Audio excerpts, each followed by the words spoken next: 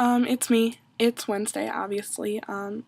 So it's the first week back in school, and obviously this is the first video I've ever done for my eyesight on my Mac because my other camera's just not really cooperating, and plus I'm just a little frazzled right now, and I've got a lot of work to do. So, let's just jump into it. The theme this week was science-y, but like our habitat, which was kind of weird for me, so it's through the process, really, of, working with a film camera. And it's going to be a really bare bones process. I know this is going to be a review for Charlotte, but like that's like the only science I'm good at is the way a camera works and the way processing works and the way developing works. So I'm just going to go through that really quick because I don't really want to show you guys around my room because it's really messy, and like in general I share my room and it's not really mine to be like, here's my room, because it's not mine. I was going to try and take you guys on a tour of ICP, but that was just not in the cards this week. I work with a variety of film cameras, I guess. This is like one you'll see for me that's really standard. This is what I use basically a lot. This is a Russian camera. It's called the Kiev 17, but it's a really complex camera, and it's definitely not one I would start out with or tell anyone ever to start out with. It's Ukrainian, so all the instructions are in Ukrainian. So I basically worked with it blind. It's got a 55mm Helios Ukrainian lens on it, and no light meter. This camera, which is much simpler, it's sort of a rookie's guide. It's sort of a rookie's camera, you know, like one that they would give families that you could buy for your family and take on vacation, because it's very lightweight, very easy, very simple. I don't actually have a lens for it, so I just got a body cap on it.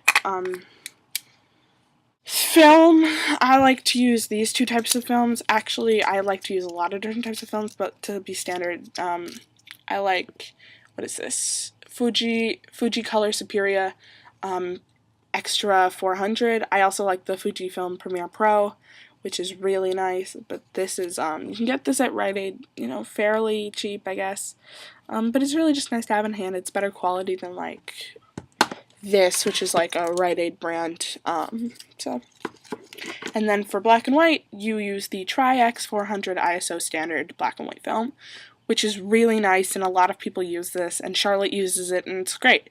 But sometimes I premiere Ilford films, because Ilford, which is another sort of camera maker, Ilford has a really wide variety of film, and I love the Ilford Delta ISO 3200 film. I think it's my favorite film ever. After you take the film and you process, you end up with something resembling this, which is a roll of color I've had developed at CVS. And I'll just take one of the negative slips out. So you take this and you put this into a machine called an enlarger. I like to work on a Saunders 4x5. They're really nice, easy maneuverability, great.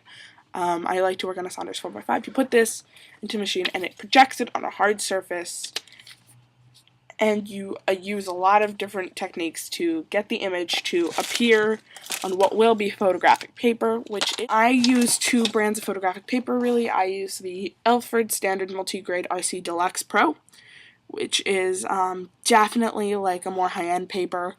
It's harder to get a hold of. This is glossy. I kind of stole this from ICP's labs. It's really expensive.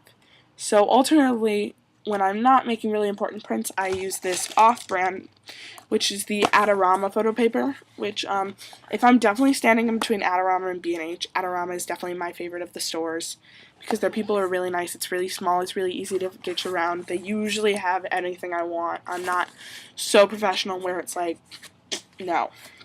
So this is the Adorama variable grade resin coated black and white RC paper, RC Pearl, and